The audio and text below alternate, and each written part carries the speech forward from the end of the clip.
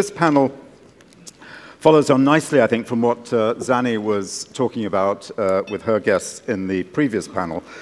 And I think if we agree, and I think we do in this room largely, that the health of the ocean continues to decline, and the value, indeed, of the benefits that the ocean provides is certainly in decline too.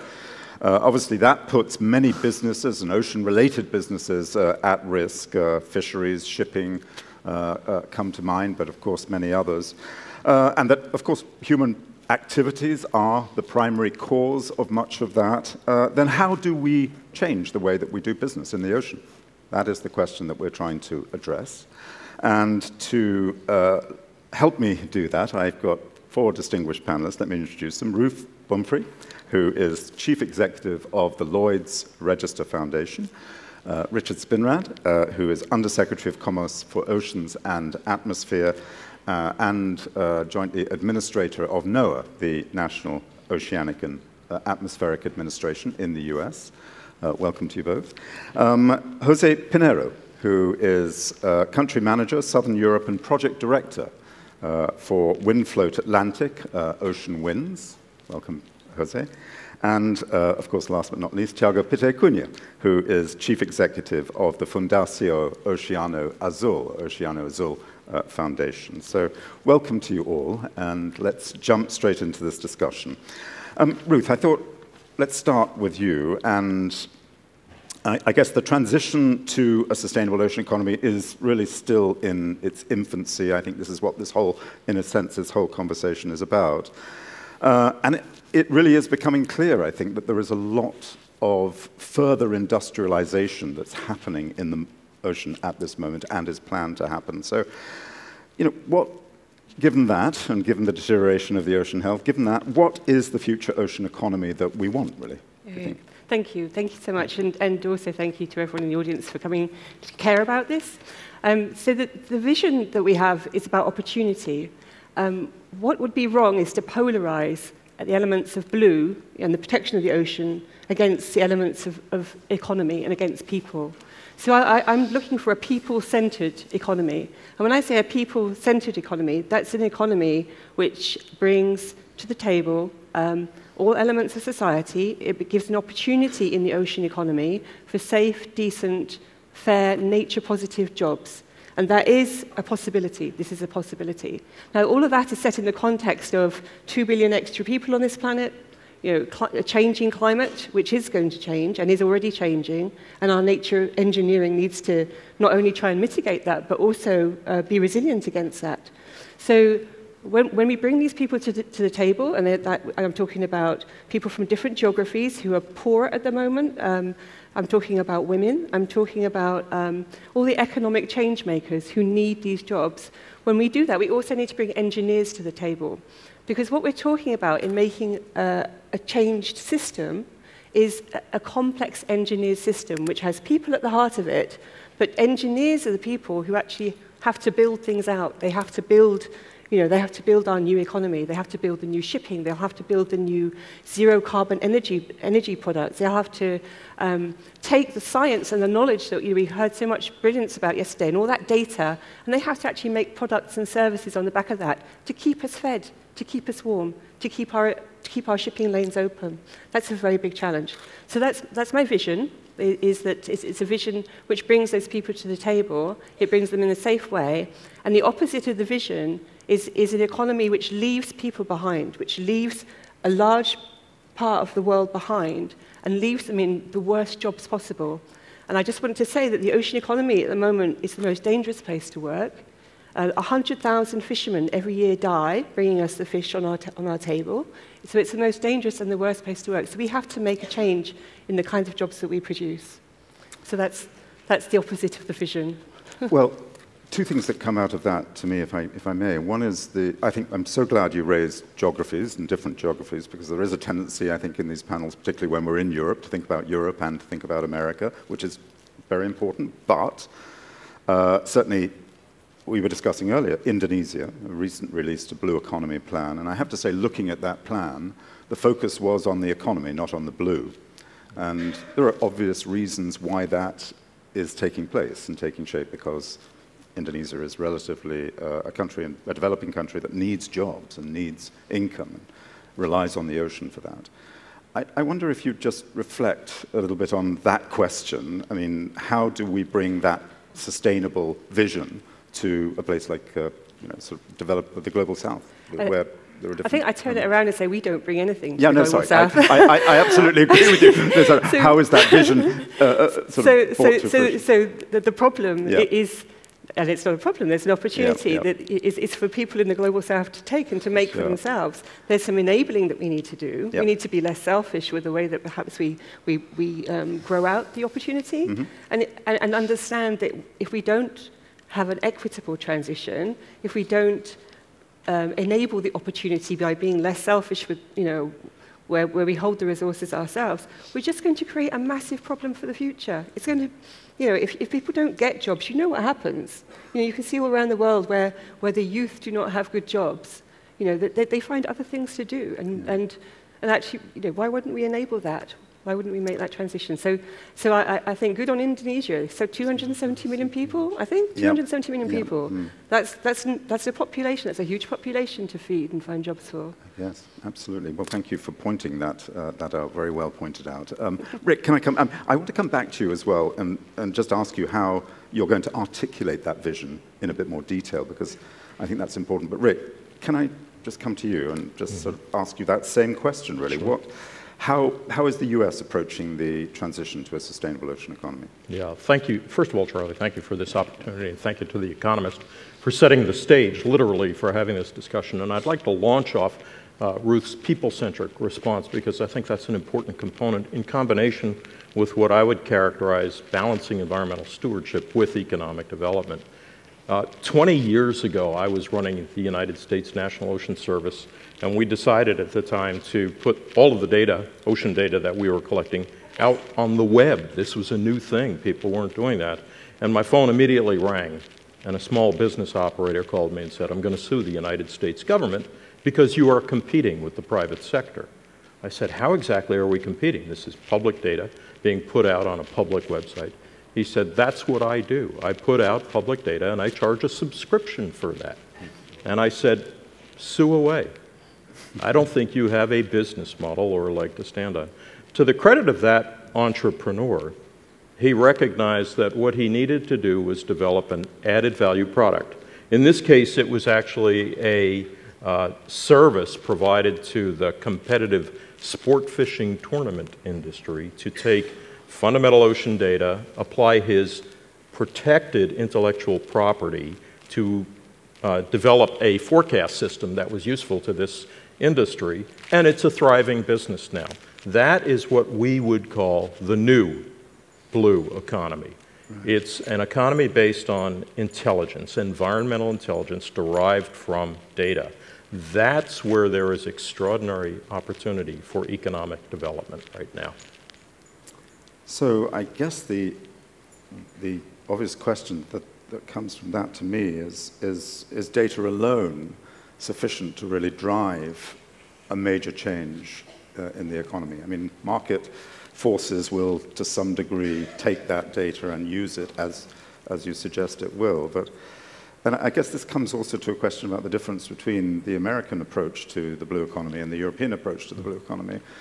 What else is needed, in effect, beyond the question of providing the intelligence and the science and the evidence to be able to move towards a blue economy? The short answer is decision support, knowledge that supports decision. Data alone won't do that, and we learned that lesson at my own agency, NOAA, where we have in storage 40 petabytes of data, up from 4 petabytes just a decade ago.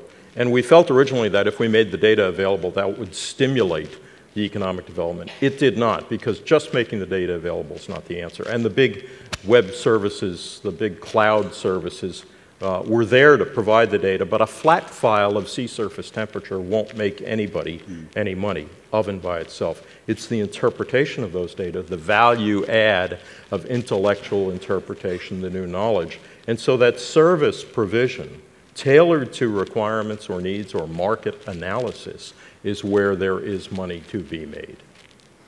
I mean, the US is a complex sort of governance arrangement around the ocean. You've got the states themselves, you've got the federal system overlaying some of that. You've got businesses and investors who are looking at this question of sustainability as well. I mean, NOAA plays a central role in a lot of this, but not the only role in it. What is the challenge of drawing together all of the administrative threads that are required to put a systemic, coherent perspective? The challenge is drawing together all of those threads, exactly as you put it. I think the challenge also is getting a better understanding of what the priority requirements or needs are. Where are the market drivers? It's one thing to say we'll put out the data, we'll develop exquisite forecast systems. Is it around transportation? Is it around renewable energy? Is it around sustainable fisheries? And the answer is yes to all of those. But as with any new market development, really prioritizing where those services are going to be both sustainable but also economically viable is the challenge. The beauty of an agency like NOAA is we sit in the U.S. Department of Commerce. So I sit elbow to elbow with the International Trade Administration, the Economic Development Administration, the U.S. Patent and Trademark Office, because so much of what we're talking about is the protectability of new intellectual property. PTO is a group that heretofore had not even thought about the economic viability of the new blue economy, the derived ocean products. Now we're having discussions with them about how to protect these new models, these new forecast systems. So it's as much about bringing together the stakeholders that you described, as well as the regulators and the drivers of the economic engine. Do you think the blue transition, the sustainable ocean transition, is really happening in the U.S.? Oh, I do. Absolutely, I do. And I think we're seeing it. If you look at the viability of the renewable energy sector as just one example, the Biden-Harris administration came in, said we're going to build 30 gigawatts of offshore wind, 15 gigawatts of floating offshore wind by 2035. And it is happening. It's a hard process with all of the permitting required, but the component that helps make determinations about both siting those wind farms as well as the operational optimization, which depends on environmental information, are rich, rich areas for building out this new blue economy. Jose, thank you, Rick. Jose Pinheiro, obviously you're right on the front lines of building the new sustainable ocean economy. I wonder if you'd tell us a little bit about what your thoughts are for the future ocean economy. What would you like to see this economy become? Well, good morning, everyone. Certainly, we are now into a phase where when we come with an offshore wind farm to be developed, it holds not only its nature as an energy product, right? It needs to be a project that encompasses much more than just energy. We've been working when we brought floating technology to the scenario, which was a major breakthrough, by the way. The curious thing was to see that we were then, once we installed this novel technology, and we were just thinking about knowing it more and studying it more to learn more about it, we started to be approached by many other active players around, not just in terms of energy and technology, but to learn more about biodiversity, to see the anthropogenic impact that we had. So what we see is that the projects are a product that needs to be seen in a much more broader way of interacting with the society and with the communities around it. It's a huge opportunity to learn much more about the oceans. So every day that we are not measuring something, as I normally say to my team, is that we are just losing another day of gathering data that can be useful for someone else. You know, so it's definitely a playing field for many actors at the same time, and offshore wind farms in that sense are definitely a key to unlock this knowledge about the ocean. I mean, they're like a bellwether in some ways for the blue economy, I think, the offshore wind sector, because on the one hand, of course, they are fundamentally about sustainability and about the mitigation of carbon emissions, but also at the same time, they create their own problems too. And I guess it's that playoff that makes the blue economy, or should I say rather the sustainable ocean economy, because I know Tiago is going to correct me partly on that, but the sustainable ocean economy really complex and difficult to implement. Tell us a little bit about how you and your company have addressed and had to address the complexities of putting lots of offshore floating wind farms into the ocean. It has to do a lot with dialogue, right? First of all, it's important that countries have set transparent rules for us to exist first. So maritime spatial planning needs to be, it's fundamental for everything to actually happen. But then the key is to have a dialogue, an open dialogue. I think that we are learning to coexist as well. So it's like the energy projects and coming from onshore to offshore, right? We had one single product: sell electricity the best way we can, and renewables being even better, right? But now it's much more than that. And that's that dialogue, which is not easy, because we do recognize that we as a sector, right, and not only as a company, but we come and use large fields and many square kilometers, so that impacts traditional activities, typically fishing. But there's much more to do with that. There's lots of opportunities to sit down with the traditional communities and learn how they do things, and we explain how we do things, and we can create a bond, can recycle professions, recycle knowledge. We should hold that responsibility to be a player that is not just an outsider. It comes and gathers all together. Thank you, Jose. Let me jump to Tiago, and I know there's the words blue economy don't always resonate with you, Tiago. So tell us why they don't always resonate with you, and what your vision is for a future ocean economy. Well, thank you, Charles, and good morning to all. And let me say that for Oceano Azul Foundation, it's a pleasure to support the Economist World Ocean Summit here in Lisbon and this year. In fact, I find that is very important. When we are discussing what we are discussing at this summit, it's very important that we don't confuse blue economy with maritime economy, and that happens a lot of times. It's very important that we draw a very concrete line, because one economy probably is part of the past and the other economy is going to be the future, because it's going to contribute critically to the biggest challenge that we have. And very simply, we have a huge challenge, and that challenge is climate crisis. Climate crisis is able to disrupt all our societies, our economies, and make a lot of things that we take for granted as very rare and scarce. And this is going to happen in the next decades. So we need to start doing whatever we can do.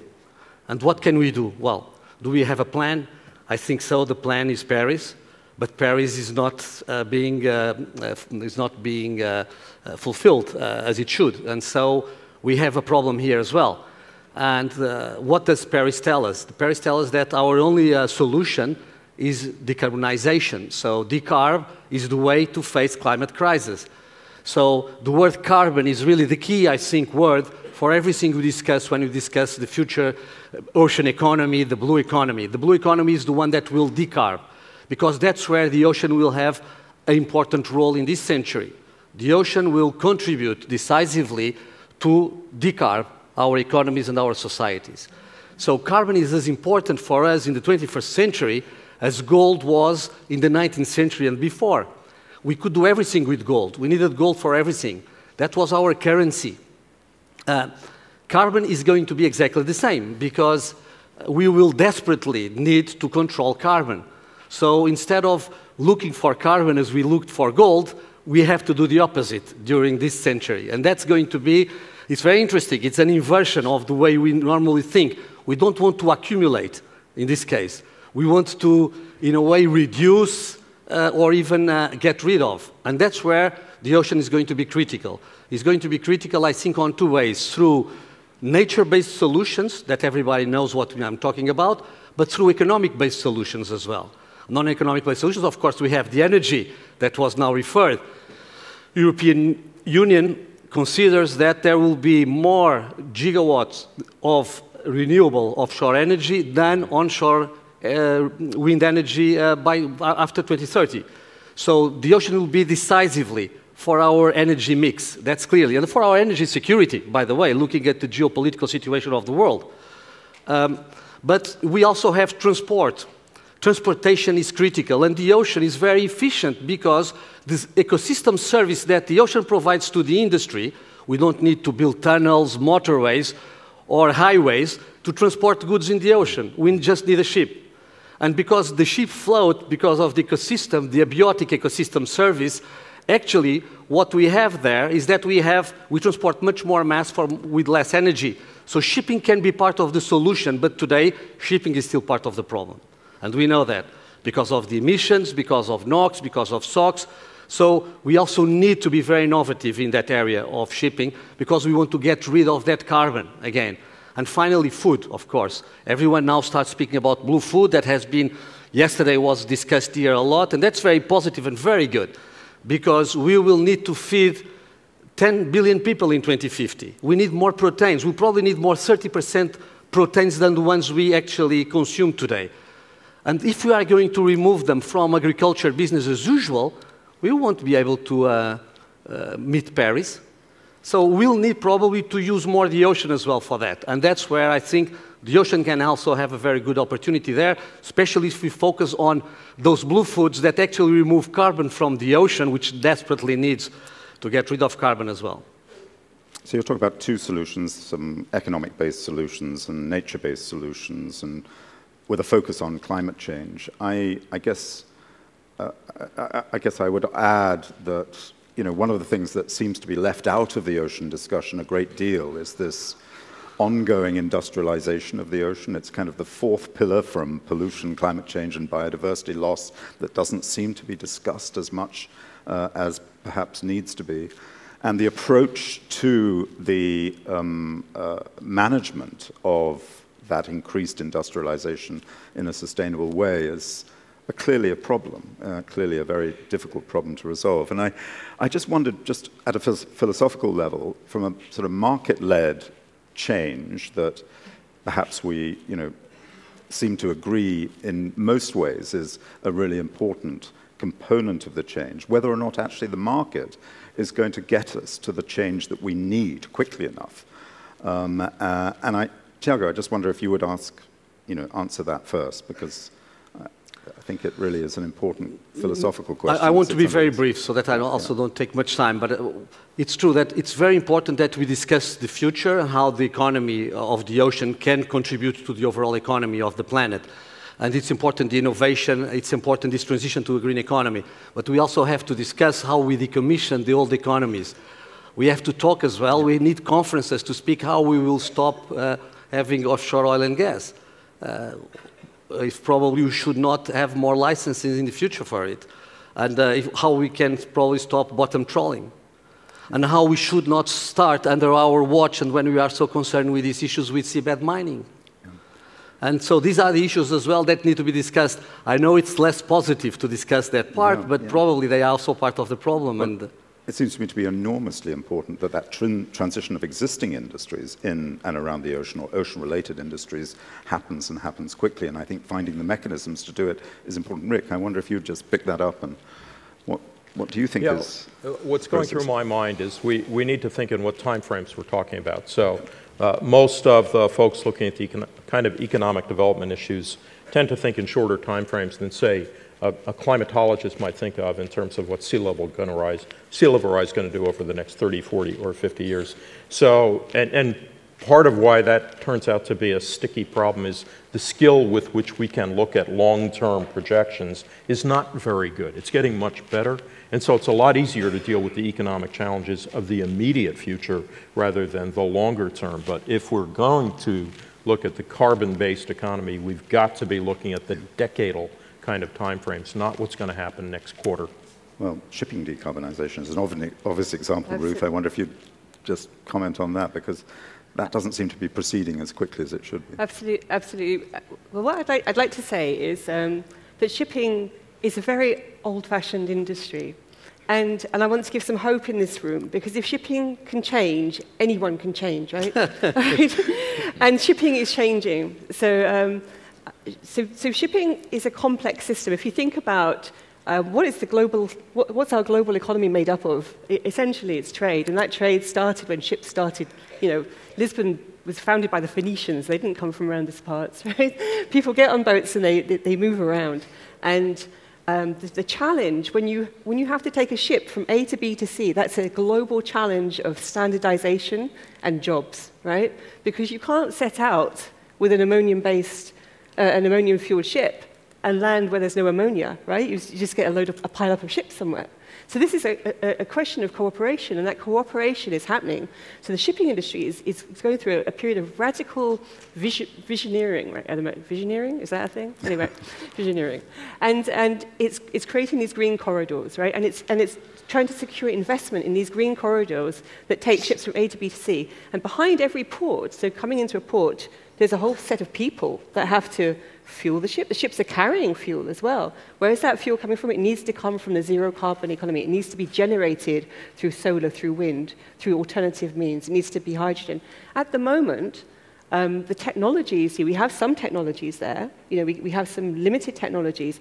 But talking about time frames, we can do things bits today. We can create a few green corridors today, and we are doing that. And people like Maersk are putting in orders for new ammonia-based ships, but they need to be paired with an ammonia supplier. You know, this is a step of faith. People are creating steps of faith, ordering very huge pieces of infrastructure where there's still no fuel to fuel those things. So this question of a complex system is a question of deep collaboration.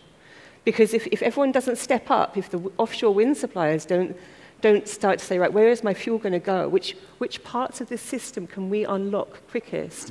Then that's not going to happen. So I want to give some hope here. And I also want to talk about my own organization, Lloyd's Register, one of the oldest shipping services companies in the world. It created a charity 10 years ago and gave all its profits into the charity. It did something very radical in business terms. It said it wanted to have a different world. So it created a very different business structure and creates all the opportunity, all the money to create that different world. So that's the long-term future. The short-term future is a future where actually 80% of the fleet is owned by very few companies, you know, and they're very old ships and they're very dirty ships, right? So we have to also think about, well, we've got old, dirty ships. People aren't going to give those up. How do we, using data, you know, get them to have more efficient routing? How do we reduce the amount of fuel they use? How do we stop them, you know, having their engines on outside a port for like 2-3 weeks at a time? So there's questions of long-term technology and cooperation, questions of short-term, you know, getting things fixed quite quickly, and that is where engineers come in as well. Well, let me jump in and see if there are thoughts and questions from the audience around this compelling issue. And we've got somebody up there who's raised their hand. Do please say your name and your organization. If we can get a microphone up there, please. Is there a microphone going around? Just up at the top there. Thanks. Any other questions that would like to, thoughts? And there's one over there, right at the back. Yep. If you'd like to start, please. Thanks. James Spurgeon from Sustain Value, a natural capital consultancy firm. Thank you very much for the fascinating discussion so far. A fundamental reason that marine and ocean resources are declining is due to the concept of externalities. So many of the benefits of ecosystems that they provide have no or a very low price or market value compared to their true value. To what extent do you see this as a problem? And in particular, what should governments, businesses and financial institutions do to help incentivize a more sustainable blue economy rather than the current incentives leading to an unsustainable blue economy? Rick, can I start with you, Rick? Sure. I think we're taking a first step, and that is actually starting to quantify natural capital and get it from being a sort of externality, as you've described it, to an integral component of the economic dialogues. How many times have I heard just in the last 24 hours how the ocean economy is not part of the global discussion with respect to sustainable economy? So I think that's the first step, the global ocean assessment and the determination of true quantitative value of natural capital is a first step towards getting to your question. Tiago. Thank you very much. No, that's a very good question. Thank you for that. No, natural capital is being more discussed. It used to be discussed only within economic schools of economics, and nowadays, fortunately, the audience, yesterday, today, we've been discussing this. We are realizing that there is a whole economy that is out of the market, extra market, that has no market value, and which actually is what sustains our current economy. But the problem is that we've been learning through the hard way. It's because that economy is so depleted, the natural economy, the natural capital, that we need now to give value to it. And it makes sense because scarce things are more valuable, according to our orthodox economy. So in a way, that is going to tell us that natural capital and blue natural capital will be part of the equation of the cost-benefit equation that normally validates if a business is going forward or not. Now, we need a lot of change, and you heard Olivier Poivre-d'Arvor speaking about Nice and the next UN Ocean Conference. So we need to discuss together and tell our decision makers, our political decision makers, that they need to help us build the frameworks that will allow this natural capital to be protected, because it also can be appropriated with rules of transparency. So we need these legal, economic, institutional frameworks that will allow this natural capital to become part of the economy, and therefore a marine protected area to be financed. The big problem we have to get to 30 by 30 on marine protected areas is that developing countries see no gain in having a marine protected area when they can sell the rights to licenses to fishers from other countries. So we need to make sure that this natural capital is remunerated, that there is a return.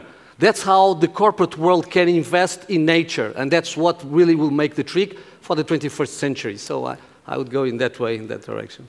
Well said, Tiago. Let's move up to the question there, please. Could you just say your name and your organization?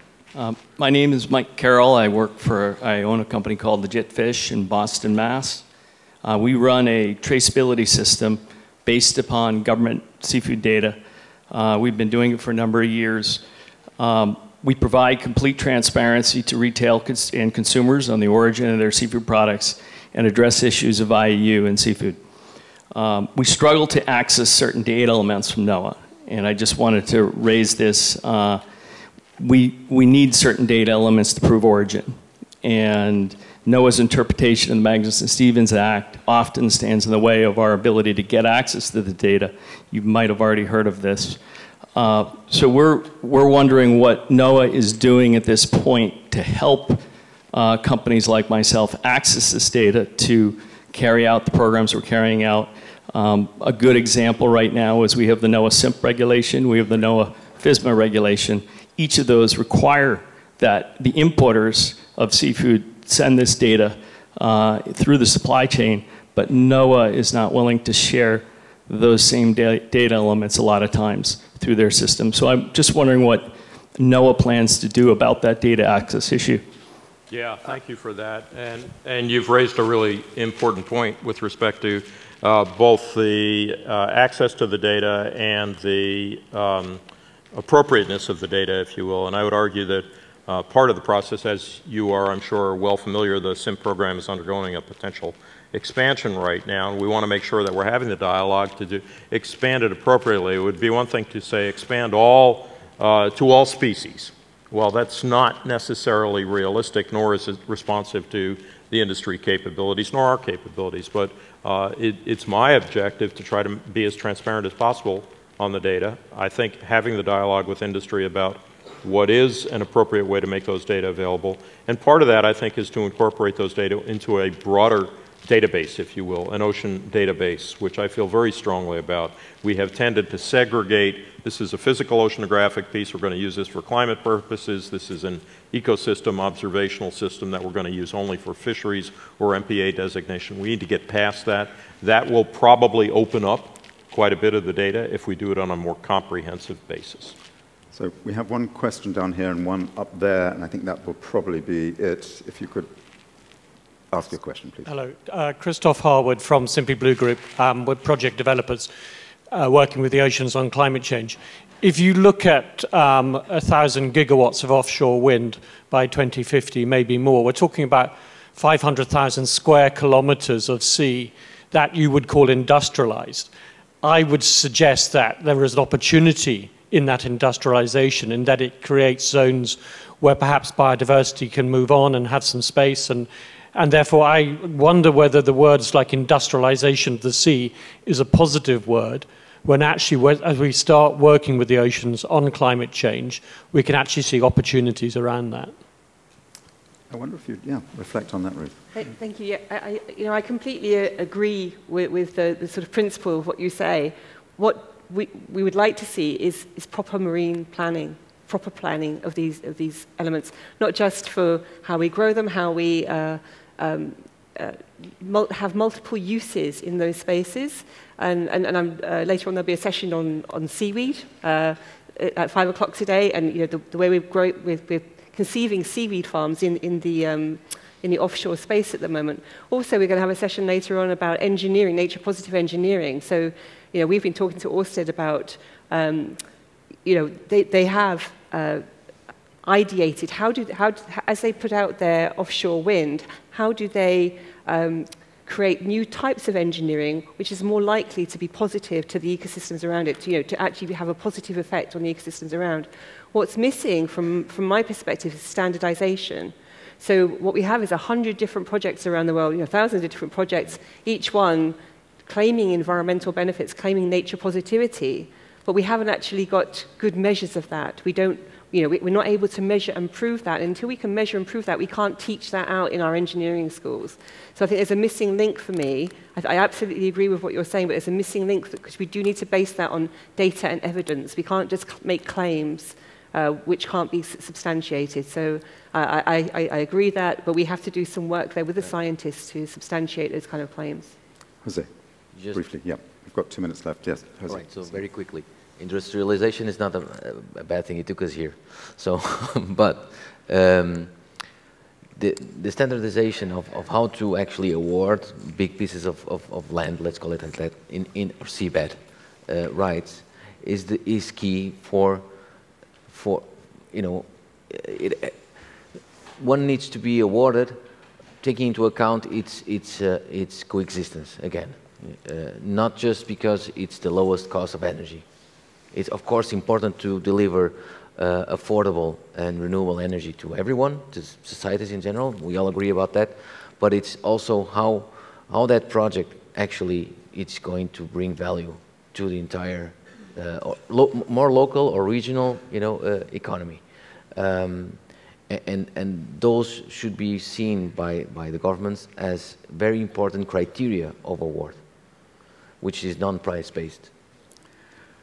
We have one question up there. If you can ask that question quickly. Oh, I'm sorry, we're going to go to that one up there because I did see their hand raised and I said I would ask if you could just get the mic up there. Thanks. Mike, please. Thank you very much. My name is Fausto Briti Abreu. I work for two Portuguese consultancy companies, Consulgal and Avos. And my question to the panel is about how we can increase our efficiency in developing the blue economy in maritime spaces. And I illustrate with examples. We will have many, many acres of maritime space used for offshore wind power in Europe.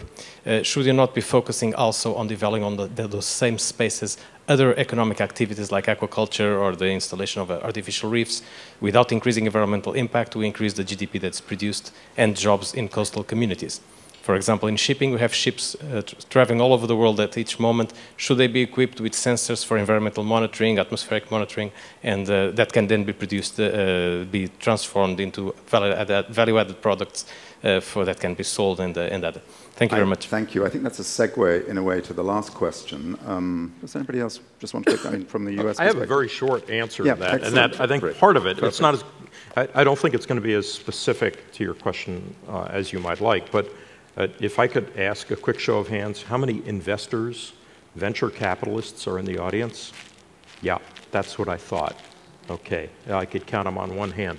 Part of the answer is that we need to have this discussion with those beyond the public sector who are going to invest in this economic development. And those people are not in this room. And so that will drive some of the efficiencies and priorities, because no investor wants to invest in an inefficient prospect, in my opinion.